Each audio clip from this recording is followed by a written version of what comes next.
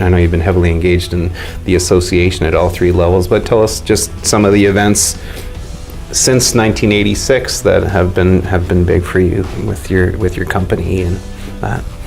So, although the first year we were in small town Ontario, we did 20 houses, which was a lot.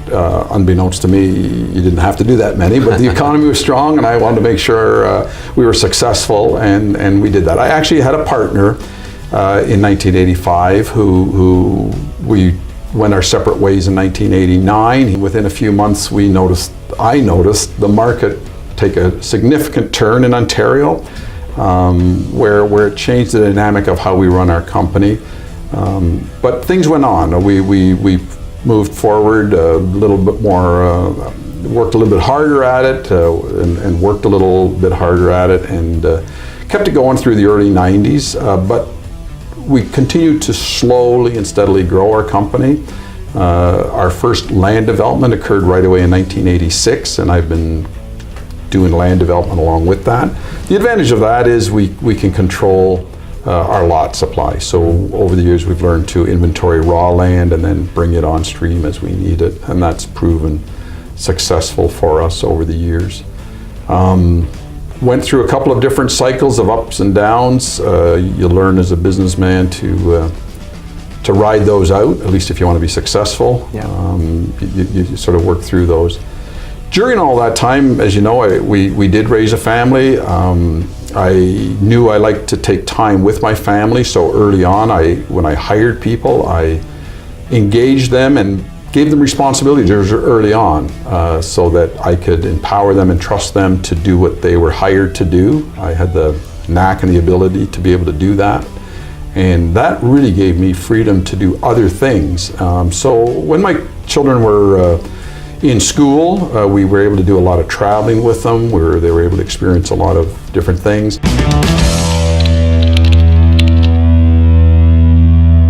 I was also able to do a lot of charity work, which I've always liked doing. Mm-hmm. And so I was able to get on some voluntary projects within our community, building certain buildings, projects, children's safety villages, but I also had the opportunity to do that in developing countries for weeks on end. So I've been to Dominican Republic, where we've built where the Haitian community in the Dominican Republic, helped them with housing, community centers, schools, and churches, and also had an opportunity to do that in places like Uganda, in Africa, where we built a community center. So I enjoy giving my time to something like that. They're unique experiences where you grow as an individual, having experienced working and living in a different culture, not as a tourist, but actually living within their communities and working with the local people.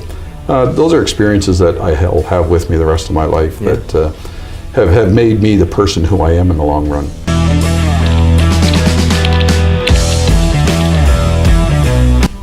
You actually used that as a bit of your theme when you were president of the Ontario Home Builders Association, which coincided with their 50th anniversary, right?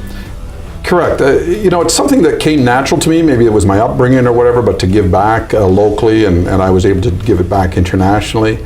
Many times locally I could see an opportunity to do something, and I was easy to get other builders and my suppliers engaged in projects. And the more you look around, you see that successful business people, and almost no matter what business, but especially in our industry, were able to help out where help is needed, whether it's a splash pad or a skateboard park or a wheelchair ramp in a particular home or improving something. I find as developers and builders, we give generously to our communities, and we do it sometimes quite modestly and humbly. And I thought sometimes we're seen as the big bad developers paving over paradise, and yet I see a lot of our members giving generously to community hospitals, to educational facilities. There's so much that we do, and like I said, in smaller ways as well. And I just felt when we were in Ontario, and we should promote that we're good to our communities. We're an integral part of our communities. We help develop our communities, shape our communities, and we give back to our communities.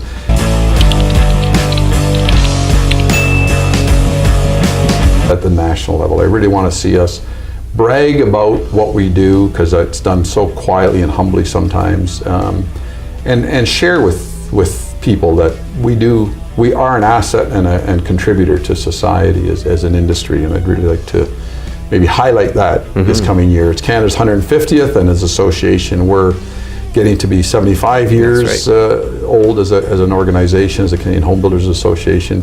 So I think it's an ideal time to just step back and say, hey, this is what we do as a group. Yeah, absolutely.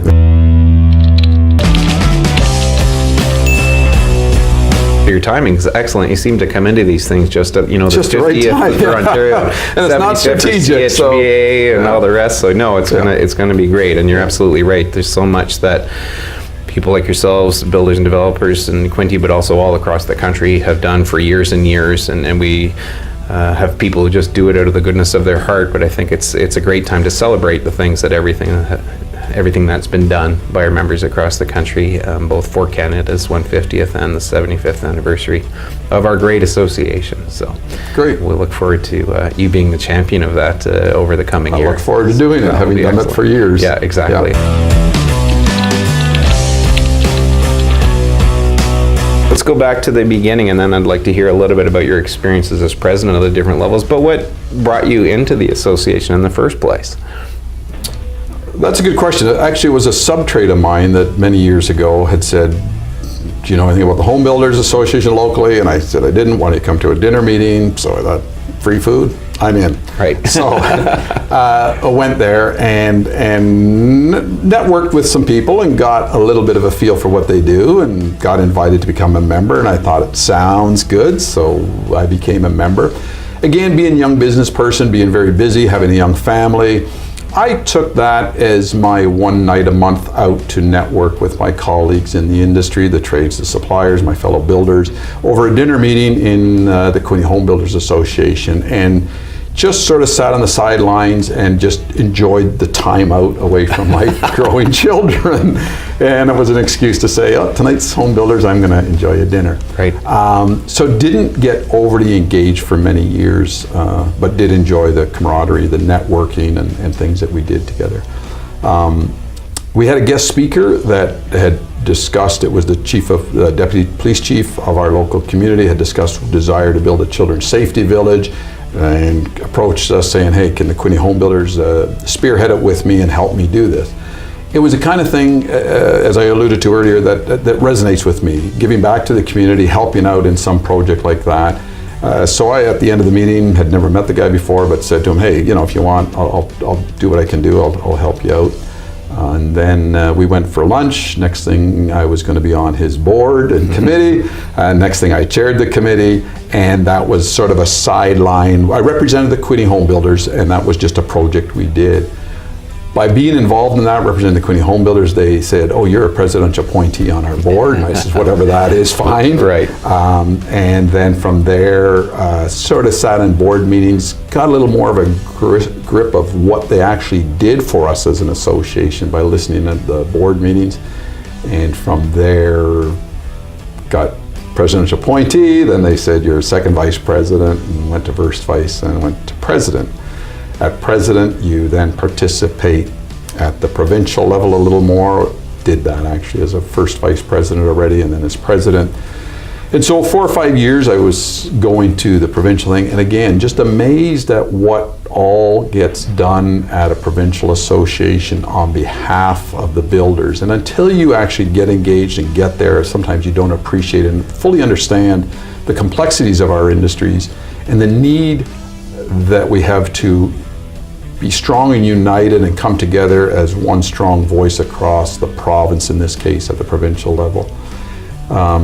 Very influential in some decision-making processes, and I really felt that as a strong association we had a voice at the provincial level, and we could make change, and we could slow negative change down. And so we had an impact. And from there, they asked me, of course, as the incoming president of the provincial level, to start to participate at the national level, attend some of the functions there. And again, we saw the same thing. You don't always, again, understand what we do at a national level until you're involved. And I think with my age and my years of experience and my company, my staff, being able to run my company, it's something that I felt that I have the time and the ability to give back to an industry that's been good to me.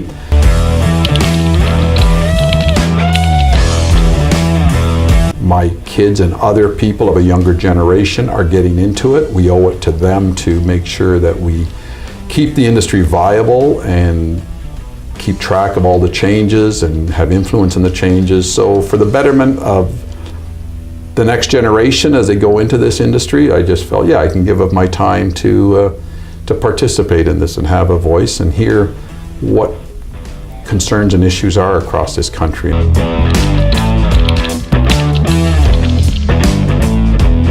You came to recognize all the work that gets done. You know, the more you get involved with the association, the more you realize, holy cow, there's a lot going on, even locally, and then provincially, and then of course nationally, which just can be a couple of steps removed. But talk to me about some of the actual benefits that you feel that you and your company have gotten out of being engaged with the association at all three levels. When you're actively involved at those levels, you're sometimes at the forefront of new information, and that can be helpful. Building code changes, preparing for those things, the influence of tax that the government might have start to implement. But I think one of the bigger things is networking with other people in a similar industry, and learning from each other has been very helpful for me in running my business. I find that very helpful.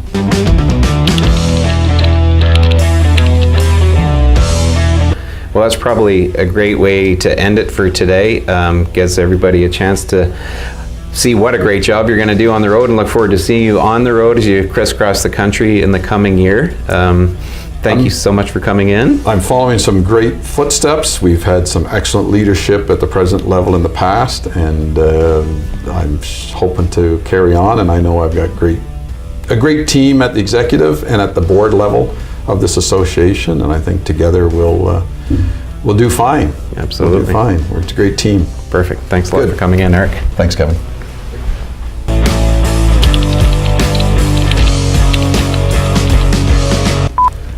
Okay, so now we can talk about anything else. I just thought I wanted to go smoothly in.